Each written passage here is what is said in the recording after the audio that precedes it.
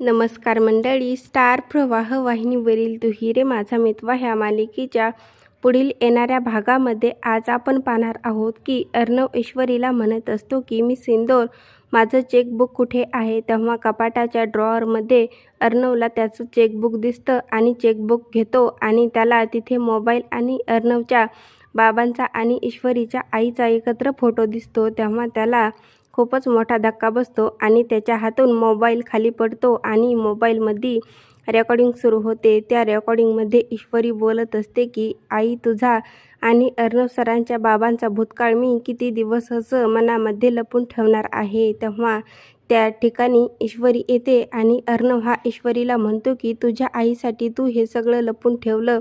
तेव्हा त्या दोघांचंही बोलणं वल्लरी चोरून ऐकत असते. तेव्हा अर्णव म्हणतो की माझ्या आईचं काय.